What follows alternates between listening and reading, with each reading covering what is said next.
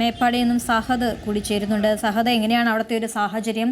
ഇന്നത്തെ ഒരു തിരച്ചിലൊക്കെ ഏത് രീതിയിലാണ് പുരോഗമിക്കുന്നത്? മഴ ഒരു ബുദ്ധിമുട്ടാവുന്നില്ലല്ലോ അല്ലേ? കാലാവസ്ഥ അനുകൂലമാണ്. ഞങ്ങൾ നിൽക്കുന്നത് ഇപ്പോൾ ഉരുൾപൊട്ടി എന്ന് പറയുന്നതിന്റെ ഏറ്റവും മേൽഭാഗത്ത് ജനം താമസിച്ചിരുന്ന സ്ഥലമുള്ളത്. ഞങ്ങൾക്ക് ഒരു 7 പേര് അടങ്ങുന്ന ഒരു ടീമുണ്ട് ഇവിടെ. ഇവിടെ പ്രാദേശികമായിട്ട് താമസിച്ചിരുന്ന രക്ഷപ്പെട്ട ഒരു പയ്യനെ ഞങ്ങൾ കൂടെ ഉണ്ട്. അപ്പോൾ അവൻ ഓരോ വീടുകളും കാണിച്ചു തന്നിട്ട് ഇവിടെ ആളുണ്ടായിരുന്നു, ഇതിനകത്ത് ഇന്ന ആളുണ്ടായിരുന്നു, അവർ എവിടെയും പോയിട്ടില്ല, അവർ മിസ്സിംഗ് ആണ് എന്ന് പറഞ്ഞ ഓരോ വീടുകൾ ഞങ്ങൾ പൊളിച്ചു മാറ്റിക്കൊണ്ടിരിക്കുകയാണ്. താഴെ ഭാഗത്ത് നിന്ന് 2-3 ഓടി കിട്ടി. അതുപോലെ താഴെയും അതുപോലെ സൈന്യവും പോലീസും മറ്റുള്ള എല്ലാ സംവിധാനങ്ങളും താഴെ തെരച്ചിൽ നടത്തുന്നുണ്ട്. മന്ത്രിമാരുൾപ്പെടെ ഇവിടെ ഉണ്ടായിരുന്നു. അപ്പോൾ ഞങ്ങൾ ഏറ്റവും ടോപ്പ് ഭാഗത്താണുള്ളത്. ഇവിടെ വരെ ഭീകരമായ ഒരു അവസ്ഥയാണുള്ളത്. എന്താണ് അവിടെ നിന്ന് ഇപ്പോൾ പറയാൻ പറ്റുന്ന ഒരു സാഹചര്യം? ഒരുപാട് ആളുകൾ ഈ മണ്ണിനടിയിലും വീടിനടിയിലും ഒക്കെ കിടപ്പുണ്ടാവും അല്ലേ? അവരെയൊക്കെ രക്ഷപ്പെടുത്തുന്ന ഒരു ശ്രമത്തിലല്ലേ? അതെ. ഇവിടെ ഇവിടെ ഞങ്ങളെ കൂടെ എടുത്തുണ്ടായിരുന്നു. അവൻ താമസിച്ച ഏരിയയാണ്. അവന്റെ ഇവിടുന്ന് 4ാമത്തെ വീടാണ് അവന്റെ വീടൊന്നും ആയിട്ട്. പക്ഷെ അവന്റെ അയൽവാസികളുടെ പേരും അത് അഡ്രസ് എല്ലാം അവൻ പറഞ്ഞു. അവരെല്ലാം മിസ്സിംഗ് ആണ്. പക്ഷെ ഈ വീടിനകത്ത് അവരുണ്ടെന്ന് ഉറപ്പിച്ച് പറയുകയാണ്. അവര് ക്യാമ്പിൽ എത്തിയിട്ടില്ല, പുറത്തേക്ക് ഇറങ്ങിയിട്ടില്ല. അവരന്ന് രാത്രി വീട്ടിലുണ്ടായിരുന്നു എന്നാണ് പറയണത്. അപ്പൊ തപ്പിക്കൊണ്ടിരിക്കുക ഞങ്ങൾ. ഇപ്പൊ കൂടെ ഉണ്ടെന്ന് പറഞ്ഞ ആ കുട്ടിയുടെ നിലയൊക്കെ ഓക്കെ ആണല്ലോ അല്ലേ?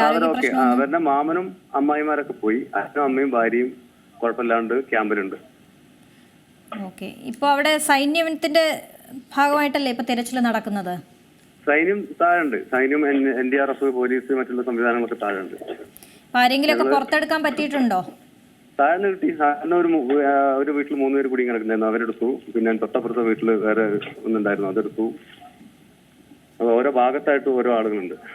ഇപ്പൊ ആ കൂടെയുള്ള ആള് പറയുന്ന അനുസരിച്ചാണെങ്കിൽ എത്ര കുടുംബങ്ങൾ അവിടെ ഉണ്ടായിരുന്നു എന്നാണ് പറയുന്നത്? ഇവിടെ ഇപ്പോ കണക്കെടുക്കാൻ കഴിയില്ല, അത്രത്തോളം ഭീകരാവസ്ഥയാണ്. ഓരോ വീടുകളും മണ്ണിന്റെ അടിയിലാണുള്ളത്. അതിപ്പോ ഞങ്ങളുടെ കയ്യിലുള്ള മെഷീനറി വെച്ചിട്ട് ഒരു പരിധി വരെയൊക്കെ ചെയ്യാൻ കഴിയുള്ളൂ. ബാക്കിയെല്ലാം പിന്നെ റോഡെല്ലാം നന്നാക്കി JCB ഇറ്റാച്ച് ഇങ്ങോട്ട് എത്തിച്ചിട്ട് വേണം ബാക്കിയുള്ള കാര്യങ്ങൾ ചെയ്യാൻ. വീട് താന്നുപോയി കിടക്കുന്ന സാഹചര്യമാണുള്ളത്. അതാ പാലം ശരിയാക്കിയ ശേഷമല്ലേ ഈ JCB ഒക്കെ അങ്ങോട്ടേക്ക് എത്തിക്കാൻ പറ്റുള്ളൂ? ആ പ്രദേശമല്ലേ? പാലത്ത് ഞങ്ങൾ ഇന്നലെ തന്നെ കടന്നു. ഇന്നലെ ഞങ്ങള് പുഴയുടെ ഏറ്റവും ഈ പൊട്ടി കുറച്ച് ഭാഗത്ത് ഒരു കഴുങ്ങ് വെട്ടിയിട്ടിട്ട് കയറി കെട്ടി ഇപ്പുറം ഞങ്ങൾ കടന്നു. കുറെ ആൾക്കാരെ ജീവനോടെ രക്ഷിക്കാൻ സാധിച്ചു ഇന്നലെ വന്നതുകൊണ്ട്. വെള്ളത്തിലും അതുപോലെ വീട്ടിലും കുടുങ്ങിയിരുന്ന ആളുകളൊക്കെ രക്ഷിക്കാൻ വേണ്ടി സാധിച്ചു. ഇന്നിപ്പോ അങ്ങനത്തെ ഒരു സാഹചര്യം ഉണ്ടാവില്ല. ജീവനോടെ ഉണ്ടാവുക എന്ന് പറയുന്നത് ഇമ്പോസിബിൾ ആണ്. അതല്ലാത്ത ബോഡിയായിട്ട് എടുക്കാനേ കഴിയുള്ളൂ.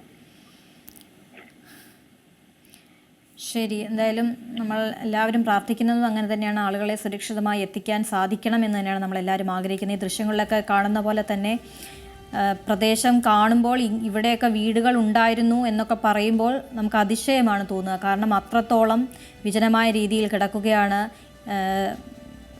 2 ദിവസം മുൻപ് വരെ വീടുകളും ആളുകളും ഒക്കെ ഉണ്ടായിരുന്ന ഒരു പ്രദേശമാണത്.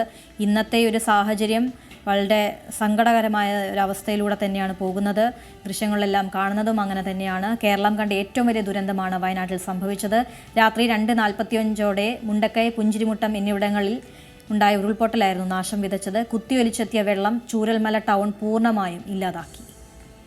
ഏറ്റവും പുതിയ വാർത്തകളും വിശേഷങ്ങളും വിരൽത്തുമ്പിലറിയാൻ Zee മലയാളം ന്യൂസ് എല്ലാ ഡിജിറ്റൽ പ്ലാറ്റ്ഫോമുകളിലും ലഭ്യം.